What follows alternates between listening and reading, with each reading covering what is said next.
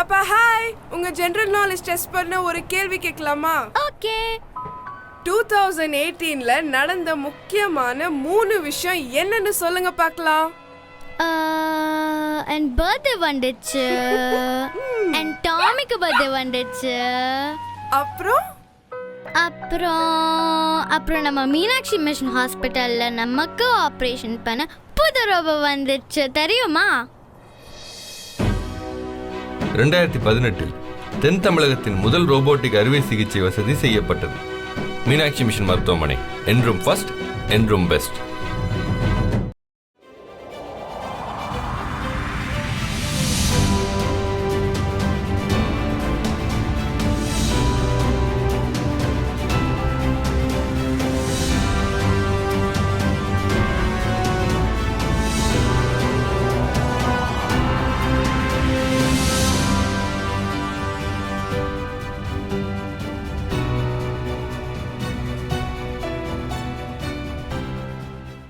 இவர் ஸ்டாண்டப் காமெடியில் வெல்வாரா என்றும் வென்றார். பிக் பாஸ் நிகழ்ச்சிக்கு வருவாரா என்றும் வந்தார். நடன நிகழ்ச்சியில் ஆடிவிடுவாரா என்றும் ஆடினார். நமது பேராசிரியர் நடுவராய் வீற்றிருக்கும் பட்டிமன்றத்தில் ஒரு முறையேனும் பேசிவிட வேண்டும் என்றவர் ஒவ்வொரு முறையும் பேசுகிறார். நகைச்சுவை நாவரசியே வருக, நகைச்சுவையை நற்சுவையாய் தருக. மதுரை நகைச்சுவை மன்றம் 31வது ஆண்டு விழாவை கரெக்டா 31ஆம் தேதி நடத்துவீங்க. அதை விட கூடுதல் சிறப்பு என்னன்னா, பொதுவாகவே ஊர்களில் சொல்லுவாங்க, மருத்துவர்கள்ட்ட போகும்போது மனசு ரொம்ப பாரமா இருந்தா நல்லா சிரிச்சு இருக்கப்பா, நல்லா கலகலன்னு சிரிங்க, வியாதி வராதுன்னு. அது கடைசியில மருத்துவமனையிலே இருந்து கலகலன்னு சிரிக்கிற லெவல்ல கொண்டு வந்து மதுரை மீனாட்சி மிஷன் ஹாஸ்பிட்டல்ல இவ்வளவு பெரிய நிகழ்வை நடத்துறாங்கன்னா, இந்த ஹாஸ்பிட்டலுக்கும் மருத்துவர்களுக்கும் ஒரு கூடுதல் கைத்தட்டி கொடுத்துடலாம். எனக்கு ரொம்ப சந்தோஷமா இருந்தது. நிறைய மருத்துவர்களுக்கு விருது கொடுக்கும் போது அவ்வளவு சந்தோஷமா இருந்தது. கொரோனா காலங்கள்ல நான் படித்து வியந்த வாசகம் ஒண்ணே ஒண்ணு எனக்கு ரொம்ப பிடிச்சிருந்தது. கொரோனா காலங்கள்ல கோவில்கள் எல்லாம் அடைக்கப்பட்டு விட்டது, தெய்வங்கள் மட்டும் மருத்துவமனையில் வேலை பார்த்து கொண்டே இருக்கிறது. அந்த அளவுக்கு எங்களுக்காகவே வாழக்கூடிய மருத்துவர்களுக்கு ஒரு மிகப்பெரிய நன்றியை சொல்லிட்டு, மதுரையில படங்கள்ல சொல்லுவாங்கல்ல, மதுரையில என்னப்பா ஃபேமஸ், மதுரைனாலே ஃபேமஸ் தான்ப்பா, எந்த பக்கம் திரும்பினாலும் எல்லாமே ஃபேமஸ். அதை தாண்டி இவ்வளவு குழந்தைகள் நகைச்சுவை பண்ற, அதுல நானும் வயர்பிரியாலும் சொல்லிட்டே இருந்தோம். குழந்தைங்க நகைச்சுவை தாண்டி ஐயாவினுடைய அந்த முகபாவனை, ஜோக் முடிஞ்சா போ, ஜோக் அவ்வளவுதானா போ, சாப்பாடு சாப்பிட்டியா போ. ஒரு மனிதர் குழந்தைகளோடு பேசும்போது குழந்தையாவே மாறுறது நான் பெருமைக்கெல்லாம் சொல்லல. ஐயா இருந்தாலும் ஐயா இல்லாவிட்டாலும் நான் சொல்ற ஒரே விஷயம், நாங்கெல்லாம் நகைச்சுவை பண்ணிட்டு இருக்கும் போது வெறும் நகைச்சுவை மட்டும் பண்ணிடக்கூடாதுமா, அதை தாண்டி நீங்க எல்லாம் மேடைகள்ல இன்னும் பல காலம் நிக்கணும், சில விஷயங்களோடு நீங்க பேச கத்துக்கோங்கன்னு இந்த நிமிடம் வரைக்கும், நேற்று இரவு வரைக்கும் எங்களை சொல்லி கொடுத்து மேடை ஏற்றி அழகு பார்க்கக்கூடிய முனைவர் கு. ஞானசம்பந்தம் ஐயா அந்த மேடையில இருக்கிறது எனக்கு அவ்வளவு சந்தோஷமா இருக்கு. நான் ஒரு முறையாவது ஐயா மேடையில பேசிட மாட்டேனான்னு ஏங்கிய காலம் போய் இப்போ ஒவ்வொரு மேடையும் ஐயாவோட தான் பேசிக்கிட்டு இருக்கேன். எங்களுக்கு ரொம்ப சந்தோஷமா இருக்கு. அதுல என்ன கூடுதல் பெருமைனா, நயன்தாரா அவங்களுக்கு ஐயா அப்பாவா நடிச்சுட்டாங்க, சின்னத்திரை நயன்தாராவுக்கு ஐயா நடுவராயிட்டாங்க. இதை மட்டும் வெளியில சொல்லாம இருந்தா போதும். உண்மையிலேயே மேடையில் இருக்கக்கூடிய முக்கியமா பாண்டியன் சார் எல்லாரையும் அவ்வளவு சந்தோஷமா அறிமுகப்படுத்துறீங்க. மேடையில் இருக்க எல்லாருக்குமே, இங்க யாரையுமே பிரிச்சு பாத்திர முடியாதுங்கய்யா, எல்லாருக்குமே ஒரு மிகப்பெரிய நன்றி. இந்த விழாவை இவ்வளவு அழகா சீரோடு சிறப்போடும் நடத்தக்கூடிய எல்லாருக்கும் பெரிய பெரிய நன்றி. இன்னைக்கு நல்ல நிகழ்ச்சி, நல்லா சிரிக்கிறீங்க. எனக்கு என்ன பெரிய வருத்தம்னா, நான் சின்ன பிள்ளையா இருக்கும் போது இந்த நகைச்சுவை மன்றம் இல்லையே, ஏன்டா அப்படி படுத்துட்டு பாக்குறேன், ஓந்தோது இப்படி பார்க்க கூடாதுதான். உண்மையிலே வருத்தமா இருக்குங்க. நான் படிக்கிற காலத்துல, நான் காலேஜ் படிக்கும் போது தான் பேச்சு போட்டிக்கே போனேன். நான் படிச்சது அரசு பள்ளி தான். அரசு பள்ளியில ஏதோ ஒரு கிளாஸ்ல, இன்னைக்கும் தெரியும் நான் படிச்சதுனோட 1934 முடிவு பண்ணிடாதீங்க, எனக்கு வயசு ஜஸ்ட் 22.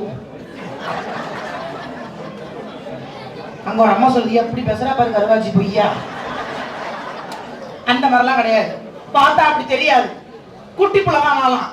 உண்மையிலேங்க 130 பேர், நிறைய பேர் என்னோட ஏஜ்ல இருக்கவங்க தெரியும். நம்ம அரசு பள்ளியில நான் படிக்கும் போது ஒரு கிளாஸ்ல 130 பேர் 140 பேர். போட்டி எல்லாம் பெருசா நடத்த மாட்டாங்க. நாங்க பள்ளிக்கூடத்துக்கு வர்றதே பெரிய போட்டியா தான் இருக்கும். வாங்க படிச்சுட்டு ஓடுங்க கழுதைகள் அப்படின்னு விரட்டி தான் விடுவாங்க. அதனால அந்த பள்ளிக்கூடங்கள்ல இருக்கும்போது நான் வந்து பெரிய பெரிய இடங்கள்லயோ இல்ல பெரிய மேடைகளையோ நான் பார்க்கவே இல்லைங்க. நான் எனக்கு என்ன சந்தோஷமா இருக்குன்னா, நாங்கள் பெறாத அந்த இடத்தை இன்றைக்கு எங்களுடைய குழந்தைகள் இந்த வயசுல இந்த மேடையை கொடுக்கறாங்கல்ல, அதற்கு இந்த பெரியவர்களுக்கு ஒரு பெரிய கைத்தட்டி கொடுத்துடலாம். ஒவ்வொருத்தரும் இந்த வயசுலயே ஸ்டேஜ் ஃபியரே இல்லடா உங்களுக்கு எல்லாம். நீங்க எல்லாம் பெரிய அரசியல்வாதியா கூட வர்றதுக்கு வாய்ப்பு இருக்கு. எனக்கு என்னென்ன மைக் எடுத்து பேசிக்கிட்டு இருக்காங்க. அவ்வளவு அருமையா அந்த வாய்ப்பை கொடுத்தவர்களுக்கு ஒரு நன்றி சொல்லணும். நான் இன்றைய நாள் எனக்கு ரொம்ப சிறந்த நாளா அமைஞ்சிச்சு. அதை மட்டும் நான் உங்கள்கிட்ட முதல்ல ஷேர் பண்ணிக்கிறேன். காலையில எந்திரிக்கும் போது எங்க அம்மா எப்போ ஒரு வார்த்தை சொல்லுவாங்க, நல்ல முகத்துல முழிக்கணும், நல்ல முகத்துல முழிக்கணும். நேத்து இரவு பட்டிமன்றம் முடிஞ்சு நான் வீட்டுக்கு போகும்போது கொஞ்சம் லேட் ஆயிடுச்சு, அசந்து தூங்கிட்டேன். தூங்கி எந்திரிச்சு கண்ணாடிக்கு முன்னாடி என்னையவே பார்த்துட்டேன். அதனுடைய விளைவு இன்னைக்கு காலையில நடந்துச்சுங்க. சென்னை ஏர்போர்ட்ல அப்படி லக்கேஜை உள்ள போட்டு பிளைட் ஏறி ஜொங்கின்னு மதுரையில வந்து இறங்கினேன். அந்த பெட்டியெல்லாம் சுத்தும் இல்லையா, நானும் பார்த்துட்டு இருக்கேன் எப்ப என் வீட்டு கருப்பு பெட்டி வரும். எல்லா பெட்டியும் வந்துச்சு, என் பெட்டி இப்ப வரைக்கும் வரல. காமெடி சொல்லல, வைத்தர் சொல்ல பேசிட்டு இருக்கேன். இப்ப வரைக்கும் பெட்டி வரல. போறேன் அங்க இண்டிகோ கேட்டா, ஐயா பெட்டி எப்ப வரும்னு. அம்மா உங்க பெட்டி மட்டும் மிஸ் ஆயிடுச்சு, உங்க பெட்டி மெட்ராஸ்ல கிடக்கு, ஆண்டி வேலை வந்துகிட்டு இருக்கு, நீங்க நிகழ்ச்சி எப்படி போறது? நான் மட்டும் காலையில வந்த கோலத்துல சிரிப்பு மன்றத்துக்கு நிகழ்ச்சிக்கு நகைச்சுவை மன்றத்துக்கு வந்திருந்தேன். ஒருத்தன் உட்காந்துருக்க மாட்டான் முன்னாடி. மீனாட்சி மிஷன் ஆஸ்பத்திரி வாசல்ல பேஷண்ட் மாதிரி தான் என்னை எட்டி பார்த்தாங்க. அப்படி வந்த நாளா இல்ல, பாலு சார் தான் ஒரு வார்த்தை சொன்னார் ரூம்ல உன்னை விடும் போது, மேடம் இப்படி வரணும் மேடைக்கு, எப்படி வருவேன் பாருங்க. ஆனா கடவுள் இருக்கா குமாரி, எல்லாம் போனாலும் என் மேக்கப் கிட்ட நான் என் கையிலே வச்சிருந்தேன். இது தொலைச்சாலும் அது தொலையல. அப்புறம் மதுரையில இருந்த ஒரு தோழிக்கு சொல்லி இந்த போடவே எல்லாம் ஓசி வாங்கி மாட்டிட்டு ஜம்முன்னு மேடைக்கு வந்துட்டேன். ஆனா உண்மையை சொல்லணும்னா, ஏன்னா தூங்கா நகரம்னு சொன்னாங்கல்ல, உதவும் நகரம் மதுரை. ஐயா பெட்டி போயிடுச்சுங்கய்யா, பெட்டி வரலையா, அம்மா புடவை இருக்குமா கட்டிக்கிட்டு வாங்க மேடைக்கு, மதுரையில கிடைக்காததா, எல்லாம் நான் வாங்கி தர்றேன், எல்லாம் தங்க மயில் இருக்கு, 50 பவுன் எடுத்துக்கோங்க, எல்லாம் நம்ம பில்லு, ஐயா பில்லு தர்றேன்ட்டாங்க, என்ன வேணாலும் வாங்கிக்கங்கன்ட்டாங்க. அந்த அளவுக்கு இன்னைக்கு முழிச்ச மொழி அப்படி ஒரு அமோகமான மொழிங்க. ஆனா உண்மையிலேயே அதை தாண்டி இங்க வந்து உட்காரும் போது இவ்வளவு பேருடைய சிரிப்பு சத்தம் எங்களுக்கு இன்னும் கூடுதல் சந்தோஷமா இருக்கும்.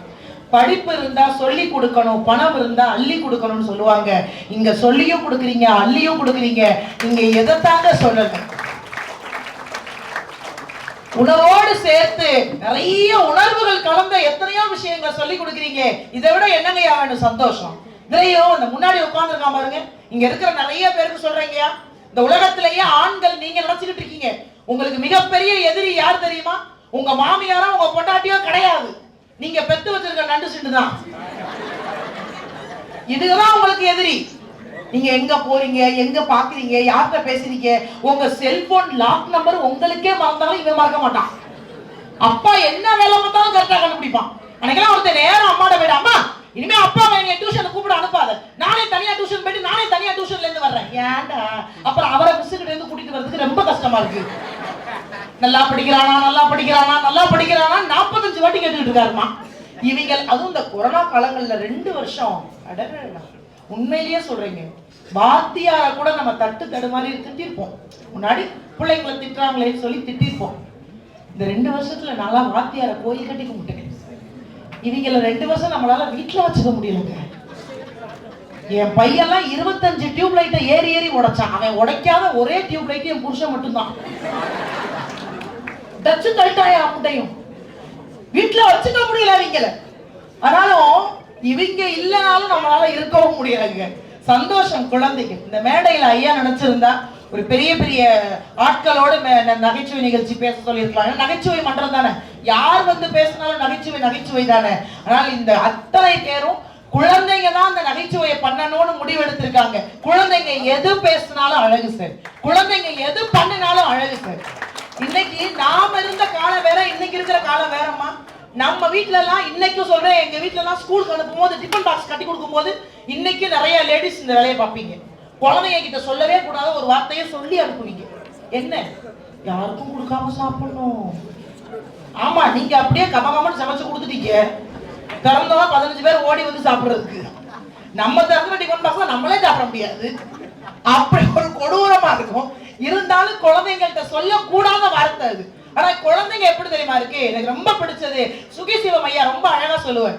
ஒரு வாத்தியார் ஸ்கூலுக்குள்ள வந்து கிளாஸ்ல எல்லா குழந்தைங்களுக்கும் பிஸ்கட் கொடுத்தாராம். கொடுத்துட்டு அந்த குழந்தைங்கள்ட்ட கேட்டாராம், இந்த பிஸ்கட்டை நீ எப்படி சாப்பிட்டா சந்தோஷப்படுவேன்னு.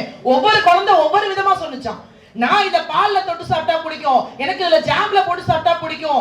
எல்லா குழந்தையும் ஒவ்வொரு விதமா சொன்னிச்சான். ஒரு குழந்தை ரொம்ப அழகா சொன்னிச்சா, இந்த பிஸ்கட்டை பாதியா உடைச்சி என் நண்பன்ட்ட கொடுத்துட்டு சாப்பிட்டா பிடிக்கும்னு சொன்னா, அடுத்தவர்களுக்கு கொடுத்துட்டு சாப்பிடுறத குழந்தைங்க நமக்கு கத்துக் கொடுக்குறாங்க. இதை விட என்னங்க சந்தோஷம் வேணும்? வந்த உடனே நிறைய பேர் ஃபுல்லா மாஸ்க் இப்ப ஆரம்பிச்சிட்டாங்க. பிளைட்ல ஆரம்பிச்சிட்டாங்க. சமூக இடைவெளி வேண்டும், மாஸ்க். இந்த ஒரு 3 மாசம் அதை கேட்காம இருந்தோம். ஃபர்ஸ்ட் கொரோனா வருது, அதனால சமூக இடைவெளியை பயன்படுத்துங்கன்னாங்க. அப்ப கொஞ்சம் தள்ளி போங்கன்னாங்க. இப்ப கொரோனாவோட வாழ பழகி கொள்ளுங்கட்டாங்க. எங்க வீட்டுக்காரர் தெளிவா இருக்காரு, நான் உன் கூட வாழ்ந்துட்டேன், கொரோனா கூட வாழ மாட்டாங்க. மனுஷன் நல்ல மனுஷங்க. வந்த உடனே யாரும் என்னையே கேட்கலங்கய்யா. நான் அந்த ரூம்ல இருக்கேன், விருது வந்து ரியா சொல்லியா, மாமா இல்லையா, ஏய் நான் என்னையே கேளுங்கப்பா, ஏன் எல்லாரும் அவரையே கேட்கறீங்க அப்படின்னு. ஏன்னா வீட்டுல இன்னைக்கு எல்லாருமே குடும்பமா ரசிக்க ஆரம்பிச்சிட்டீங்க. அதெல்லாம் யூடியூப்ல எல்லாம் போயிட்டு இருக்கு. எங்க வீட்டுல எல்லாம் எந்நேரமும் யூடியூப் சேனல் தான். எல்லாம் அறிவு சார்ந்த விஷயங்கள். எங்களுடைய ஐயாவுடைய யூடியூப் சேனலை திறந்தீங்கன்னா கம்பராமாயணத்துல இருந்து நேத்து வந்த விஷயம், எல்லா விஷயம். எப்படி இந்த மனுஷனால மட்டும் இவ்வளவு கொட்ட முடியுதுன்னு எனக்கும் தெரியல. ஆனால் நான் ஒரே ஒரு விஷயங்க, நிறைய படிக்கிறவங்க, நிறைய தெரிஞ்சவங்க அடுத்தவர்களுக்கு சொல்லி கொடுக்கணுங்கிறது அவரை பார்த்து நான் கத்துக்கிட்டேன். நிஜமான ஒரு விஷயம். நீங்க என்ன நேரத்துக்கு போன் பண்ணி, ஐயா இந்த தலைப்புனா ஒரு 1/2 மணி நேரம் உள்ள எதுவும் மிஷின் வச்சிருப்பாரோ, தட்டி தட்டி அனுப்பிச்சு விடுறாரு. அத்தனை விஷயங்களையும் படிச்ச விஷயங்கள். ஒரே ஒரு விஷயங்க, இந்த உலகத்திலேயே விலை மதிக்க முடியாத மிகப்பெரிய செல்வம் கல்வி செல்வம் மட்டும்தான். தனக்கு தெரிஞ்ச விஷயத்த அடுத்தவர்களுக்கு சொல்லி கொடுங்க. அந்த விஷயத்தை இன்றைக்கு நான் பார்த்து விற்கிறது ஐயா கிட்டதான். நேற்று கூட பட்டிமன்றங்கள்ல இரவு, ஐயா இந்த தலைப்புல டவுட், இந்த இதெல்லாம் ஒரு தாமா, இந்தாமான்னு ஒரு 4 விஷயம் டக்குன்னு சொல்லி கொடுக்க ஆரம்பிச்சிட்டாங்க.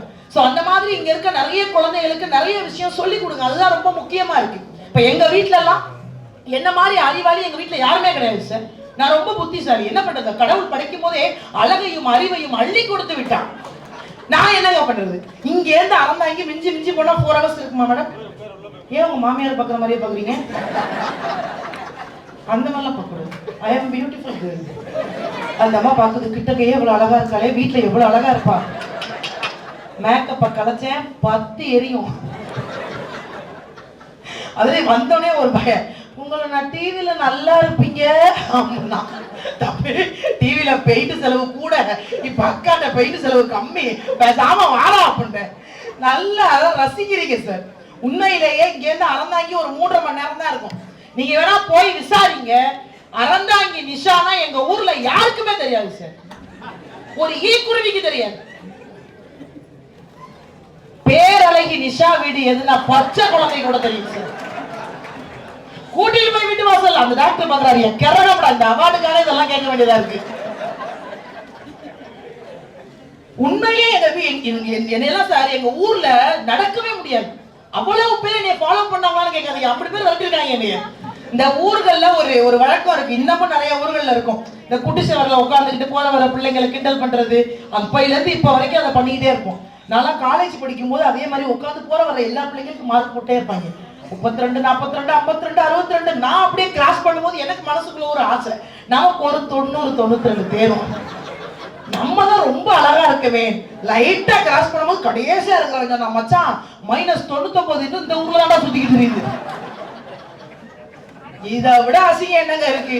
ஆனாலும் கூட எனக்கெல்லாம் திருமணம் ஆகும் போது எங்க ஊரே சந்தோஷப்பட்டுச்சு. எப்படி ஒரு திருமணம், எனக்கெல்லாம் காதல் திருமணம் தாங்க. காதல் திருமணம்னா பெரிய ஊரெல்லாம் போய் தேடி எல்லாம் லவ் பண்ணல. எங்க அத்தை பையன் தான் எப்படி பார்த்து புடிச்சு போய் கல்யாணம் பண்ற அளவுக்கு வந்துட்டோம். ஆனா என்னதான் அத்தை பையனா இருந்தாலும் நாகரிகம்னு ஒரு விஷயம் இருக்கு சார். நாங்க 2 பேரும் முகத்தை பாத்துக்காம காதலிச்சோம். பார்த்திருந்தா கல்யாணம் வரைக்கும் போயிருக்காரு. அவர் சவுதி அரேபியால இருந்தாரு, நான் இங்க இருந்தேன். 2 பேரும் போன்லயே பேசிட்டோம். போன்ல குரல் ஸ்வீட்டா இருக்கும். கடவுள் படைக்கும் போது முகத்தை கரண்ட முடனா படைச்சாலும் குரல் அப்படி இப்படின்னு படைச்சிருக்காரு. அப்படியே பேசி ஏதோ ஒரு சமயத்துல திருமணம் வரைக்கும் போயிடுச்சு. எங்க வீட்டுக்காருக்கு ஒரு அல்ப ஆசை, இங்க இருக்கிற எல்லா ஆண்களுக்கும் ஒரே ஒரு விஷயம் சொல்றேன். இந்த நிச்சயதார்த்தம் முடிஞ்சதுக்கு அப்புறம் பெண்ணை தெரியாம போய் பார்க்கணும்னு கனவுல கூட நினைச்சாதீங்க. ஏன்னா நிச்சயதார்த்தத்துல நாங்க பியூட்டி பார்லர் போயிட்டு வந்திருப்போம். நீங்க திடீர்னு வரும்போது நாங்க அகோர குளத்துல நிற்போம். வந்து மிரண்டு ஓடுற நிலமோ. ஏன்னா நடந்துச்சு என் வாழ்க்கையில. எங்க வீட்டுக்காரர் கல்யாணத்துக்கு கரெக்டா 15 நாளைக்கு முன்னாடி தான் சவுதி அரேபியால இருந்து வந்தார். வந்த மனுஷன் எனக்கு சில பல பரிசுகள் வாங்கிட்டு வந்திருக்காரு. இதை கல்யாணத்தை அன்னைக்கு கொடுத்துருக்கலாம். அவருக்கு ஒரு ஆசை, கல்யாணத்துக்கு முன்னாடியே மாமா மகளை பார்த்துடணும்னு. எங்க வீட்டுக்கு வந்தாருங்க. நான் வாசல்ல நைட்டியோட நின்று வேடிக்கை பார்த்துட்டு இருந்தேன். நல்லா நினைச்சு பாருங்க, புடவையிலே நான் இப்படி இருக்கேனே, நைட்டில எப்படி இருப்பேன். எங்க வீட்டுக்காரர் வர்றதை எங்க அம்மா பார்த்துட்டு எரும மாடு மாப்பிள்ள வர்றாரு வீட்டுக்குள்ள வாடினாங்கன்னா வெக்கப்பட்டு வீட்டுக்குள்ள ஓடிட்டேன். அவரு துக்கப்பட்டு வீட்டை விட்டே ஓடிட்டாரு. இந்த மாதிரி ஒரு ஜென்மத்தை என் வாழ்க்கையில பார்த்தது இல்லை. ஆனா வாழ்க்கையில எது தெரியுமா சந்தோஷம்? என்ன பொறுத்த வரைக்கும் நிறைய ஆண்கள் இருக்கீங்க சார். நமக்கு அழகான மனைவி அமையணும்னு நினைக்கிறத விட நம்ம மனைவியை நம்ம அழகா வச்சுக்கணும்னு நினைச்சு பாருங்களேன், அந்த வாழ்க்கை சந்தோஷமா இருக்கும். எங்களை மாதிரி பெண்களுக்கு என்ன ஆசை இருக்கும்? நாங்க என்ன அஜித் மாதிரியா எதிர்பார்க்க போறோம், இல்ல விஜய் சார் மாதிரி எதிர்பார்க்க போறோம்? அந்த மாதிரி ஆசை எங்களுக்கு தங்கம் வாங்கி கொடுக்கிற புருஷனை விட தங்கமயில் இருக்கா? அவர் முதல்ல பேசும்போதே போயிருப்பாரு, அத்தடி இவன் நம்மள்ட்ட வந்துருவா போல இருக்கு. எங்களுக்கு தங்கம் வாங்கி கொடுக்கிற புருஷனை விட எங்களை தங்கமா பாத்துக்கிற புருஷனை தாங்க எங்க எப்பவுமே எங்களுக்கு பிடிக்கும். உண்மையை சொல்லணும்னா வாழ்க்கையில குடும்பம் மாதிரி ஒரு சந்தோஷம் எதுவுமே கிடையாது சார். ஏன் குடும்ப நகைச்சுவையை நிறைய பேர் விரும்புறாங்க தெரியுமா? எல்லா விஷயம் இப்ப என் வீட்டுல நடக்கிறது உங்க வீட்லயும் நடக்கும். என் வீட்டுல சின்ன சின்ன சேட்டைகள் நடக்குதுன்னா உங்க வீட்லயும் இந்த சேட்டைகள் நடக்கும். வாழ்க்கையில அதுவும் நம்மள மாதிரி குடும்பங்களோடு இணைந்து வாழக்கூடிய சமுதாயம் நம்ம தமிழ்நாட்டில் தான் சார் இருக்கிறதுலே அதிகம். ரொம்ப ரொம்ப சந்தோஷமான விஷயம் அது. காலையில இருந்துச்சு வீட்டுக்காரன் வம்பெடுத்துட்டு மாமியார் மாமனார் வம்பெடுத்துட்டு நீங்க எல்லாம் பெருமைப்படுங்க சார். அறந்தாங்க நிஷா மேடையில இவ்வளவு பேச்சு பேசுறாளே, வீட்டுல எப்படி இருப்பான்னு சத்தியமா நீங்க பயப்படாதீங்க. வீட்டுல ரொம்ப அடக்க ஒடுக்கமா இருப்பேன். யாரு இருந்து அப்படி ஒரு கேவலமான சிரிப்பு? நீங்க நம்ப மாட்டீங்கன்னா நான் என்ன மேடம் பண்றது? நிஜமா சொல்றேன் சார். இவ்வளவு எனக்கு இப்ப இத்தனை கல்யாணம் ஆகி 12 வருஷம் ஆகுதுங்க. 12 வருஷமா என் மாமியார பத்திரமா வச்சிருக்கேன். பத்திரமா பாத்துக்கிறேன் சார். அவர் பாக்குறாரு, இவ உள்ள விட்டதே தப்பா போச்சு. தனி கொடுத்த நான் போகணும்னு ஒரு நாள் கூட ஆசைப்பட்டது இல்லைங்க. இந்த நிமிஷம் வரைக்கும் நான் ஆசைப்பட்டது இல்லை. இதுக்கே ஒரு கைத்தட்டு கொடுக்கலாமே. 12 வருஷமா தனி கொடுத்தனம் போகணும்னு ஆசைப்பட்டதே கிடையாது. ஏன்னா எனக்கு குடும்பம், கூட்டு குடும்பம் ரொம்ப பிடிக்குங்க. நான் உள்ள போன ஒரே மாசத்துல எங்க மாமியார் மாமனார் தனி கொடுத்தனம் போயிட்டாங்க சார். இதை விட சந்தோஷம் எனக்கு என்ன இருக்கு? வாழ்க்கையில குடும்பங்கள் நிறைய இருக்குங்க. நம்மளால முடிஞ்ச வரைக்கும் அடுத்தவர்களை சந்தோஷப்படுத்தும். நான் இன்னைக்கும் நிறைய பேருக்கு சொல்ற விஷயம் என்ன தெரியுமா? அடுத்தவர்களை விழுந்து விழுந்து சிரிக்க வைங்க. அடுத்தவர்களை விழுந்து விழுந்து சிரிக்க வைங்க. அடுத்தவர்கள் விழும்போது தயவு செஞ்சு சிரிச்சிடாதீங்க. அவங்களுக்கு ஏதாவது ஒரு வகையில நீங்க உதவி பண்ணீங்கன்னா அதை விட சந்தோஷம் இந்த உலகத்துல எதுவுமே கிடையாது. நான் காலையில இந்த மாதிரி பெட்டி போனோன்னு எங்க அம்மாட்ட சொன்னேன். எங்க அம்மா அந்த அடுத்த வார்த்தை சொன்னாங்க. எங்க வீட்டுல அடிக்கடி ஒரு விஷயம் சொல்லுவாங்க, முடிஞ்ச வரைக்கும் கையில இருக்கிறத யாருக்காவது கொடுத்து உதவு, யாருக்காவது உதவி பண்ணு. அந்த உதவி உனக்கு திரும்பி பணமா வராது, ஏதோ ஒரு வகையில உனக்கு பலனா வரும். நாங்கல்ல அந்த பலன் இன்னைக்கு மதுரையில இப்படி வந்து நான் நின்னேன். காலையில ஒண்ணு இல்ல வெளியில வரும்போது மேக்கப் கிட்ட தவிர. ஆனா இத்தனையும் அமைந்ததற்கு காரணம் அடுத்தவர்களுக்கு உதவி செய்ய வேண்டும்னு வீட்டுல குழந்தைங்களுக்கு சொல்லி சொல்லி வளர்த்து விடுங்க சார். நல்ல விஷயங்களை குழந்தைகள்கிட்ட எப்படியாவது புகுத்திருக்கு. இந்த வயசுல சொன்னீங்கன்னா மட்டும்தான் அந்த குழந்தைங்களுக்கு புரியும்.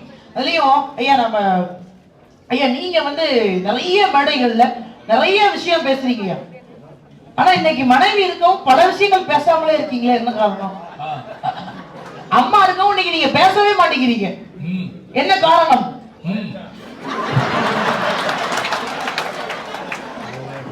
எங்க ஐயா அப்படி கிடையாது.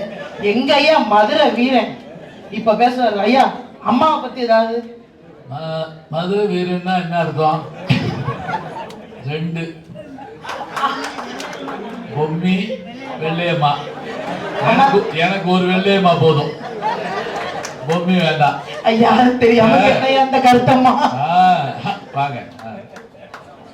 நீங்களாம் தனியா பேசிட்டு இருக்கீங்க, நான் கேள்வி கேட்கிறேன், பேசுவோம். இதுல என்னன்னா அவங்க பேசுறதோடு மட்டும் இல்லைங்க, மிக அருமையா பாடுவாங்க. நான் நல்லா பாடுவீங்க எனக்கு தெரியும். நான் சொல்லலை, ஆஸ்திரேலியால எங்க குடும்ப நண்பர் மணிவண்ணன் சத்யா அவங்க பட்டிமன்றத்தை பார்த்த உடனே ஒரு பெரிய ஒரு பக்கத்துக்கு விமர்சனம் எழுதுவாங்க. அதுல முக்கியமானது என்னன்னு கேட்டீங்கன்னா, நிஷா அவருடைய இன்னொரு முகம் பட்டிமன்றத்தில் வெளிப்படுது, அவங்க அருமையா பாடுவாங்க அப்படின்னாங்க. எங்களுக்காக ஒரு பாட்டு பாடுங்க ஐயா. பாடலாங்க. எங்க வீட்டுக்கார அடிக்கடி என்ன பாட்டெல்லாம் பாடுவாருங்கய்யா. எங்க வீட்டுல எந்நேரம் நாங்க ஒரு பாட்டுக்கார குடும்பம் தாங்கய்யா. எப்பவுமே என்னைய பார்த்தோன்னே ஒரு வரி பாடுவார். அவள் அப்படி ஒன்றும் மலை இல்லை, ஆனால் அது ஒரு குறை இல்லை. அவள் அப்படி ஒன்றும் நிறமில்லை, ஆனால் எனக்கு அது பரவாயில்லை. உண்மையை சொல்லணும்னா நிறைய இடங்கள்ல எங்க வீட்டுல நடக்கிற விஷயத்தை சொல்லும் போது மட்டும்தான் இதெல்லாம் எங்க வீட்டுல நடக்குது, இதெல்லாம் எங்க வீட்டுல நடக்குதுன்னு சொல்லி சொல்லி நிறைய பேர் சந்தோஷப்படுவாங்க. அதனால இந்த கொரோனா காலங்கள்ல நிஜமா இங்க இருக்க எல்லா ஆண்களும் ஒரு முறை பெண்களுக்கு கைத்தட்டுங்களேன். நான் காரணம் சொல்றேன். எல்லா ஆண்களும் கைத்தட்டுங்கன்னா ஒரு 4 பேர் கைத்தட்டி இருக்கீங்க. நல்லா கைத்தட்டுங்க, அப்பதான் உங்களுக்கு எந்த வியாதியுமே வராது. பெண்களுக்கு தட்டுங்கன்னா ஒன்னும் தட்டல, வியாதி வராதுன்னா நல்லா தட்டுறீங்க, பரவாயில்ல. உண்மையிலேயே இந்த 2 வருஷம் எல்லாருக்குமே ரெஸ்ட் இருந்தது. 2 பேருக்கு தாங்க ரெஸ்டே இல்ல. ஒன்னு டாக்டர், இன்னொன்னு ஹவுஸ் ஒய்ஃப். யாருக்காவது ரெஸ்ட் இருந்துச்சாமா? 3 வேளைக்கு 30 வேளை சமைச்சிருக்கோம். உண்மையிலேயே எங்க வீட்டுக்காரெல்லாம் ஒரு நாளைக்கு 7 வேளை திம்பாருங்கிறத இந்த 2 வருஷத்துல நான் கண்டே பிடிச்சேன்.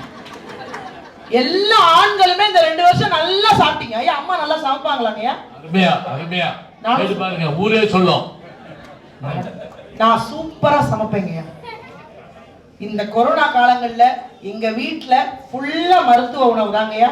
நிறைய பேர் சொன்னாங்க கபசுர குடிநீர் குடிங்கன்னு. எங்க வீட்டுல யாருமே குடிக்கல, நான் குடிக்க விடல. ஏன்னா நான் போடுற காஃபியே அந்த மாதிரிதான் இருக்கும். குடிச்சவனுக்கு ஒரு வியாதி வராது. இதுவரைக்கும் நான் அதை காவந்து பண்ணிக்கிட்டு இருக்கேன். அதனாலதான் என் வீட்டுக்கு விருந்தாளியே வராது. இவ வந்த அன்னைக்கு காஃபி கொடுப்பா, அத்தோட ஓடிடுவாங்க எல்லாரும். ஆனா நிறைய பேர் பண்ற விஷயம் என்ன தெரியுமா? இன்னைக்கு நிறைய பேரு மனைவியை பாராட்டுறீங்க. அது எங்களுக்கு ரொம்ப சந்தோஷமா இருக்கு. ஏன்னா பாராட்டுதல் மாதிரி ஒரு சந்தோஷம் இந்த உலகத்துல எதுவுமே கிடையாதுங்க. மேடைகள்ல ஒவ்வொருத்தரை பாராட்டுறாங்கல்ல, இதுதான் எங்களுக்கு வேணும். தயவு செஞ்சு வீட்டுல கணவன் மனைவியை பாராட்டுங்க, மனைவி கணவனை பாராட்டுங்க. அதை விட அதிகப்படியான விஷயம், இங்க ஒரு விஷயம் ஐயா பண்ணாங்கல்ல, அந்த ஜோக்கு எங்களுக்கு புரியலனா கூட பரவாயில்ல, சூப்பரா இருக்கு, பரிசு கொடுங்கன்னார்ல, அது மாதிரி வீட்டுல இருக்கக்கூடிய குழந்தைகளை பாராட்டுங்கள். பாராட்டுதல் மட்டும்தான் உங்கள் குழந்தைகளை அடுத்தபடி உயர்த்தி கொண்டு போகும். அந்த பாராட்டுறதுக்கு மறந்துடவே மறந்துறாங்க. ஐயா எனக்கு ஒரு ரொம்ப கூடுதலான சந்தோஷம் என்னன்னா, 1-2 படத்துல நடிச்சவங்களே நம்ம ஒரு பெரிய நடிகர்னு சொல்லும் போது, இன்றைக்கு பெரிய விக்ரம் படம் வந்ததுக்கு அப்புறம் தான் திரையுலகத்தை இன்னும் கூடுதலா சிறப்பா பார்த்தாங்க. உலக நாயகனோடு நடித்த உங்கள் உள்ளூர் நாயகன், எந்த ஒரு பந்தாவும் கிடையாது, எதுவுமே கிடையாது. கிட்டத்தட்ட சிவகார்த்திகேயன் சாருக்கும் அப்பாவும் நடிச்சிட்டீங்க, நயன்தாரா மேமுக்கும் அப்பாவும் நடிச்சிட்டீங்க. இத்தனை திரையுலகத்துல இருந்தாலும் கூட இந்த நகைச்சுவை மன்றத்துல தமிழ் சுவையை உங்க எல்லாருக்கும் கொடுத்துக்கிட்டு இருக்கக்கூடிய ஞானசம்பந்தம் ஐயாவுடைய அந்த ஆசீர்வாதம் எப்பவுமே எனக்கு இருக்கணும்னு ஆசைப்படுறீங்க. மேடையில இருக்க எல்லாருக்குமே, முக்கியமா பாண்டியன் சார், காலையில இருந்து எறும்பு மாதிரி துருத்துருன்னு இருந்தீங்க. உங்களுக்கு ஒரு மிகப்பெரிய நன்றி. எல்லாருக்குமே நன்றி.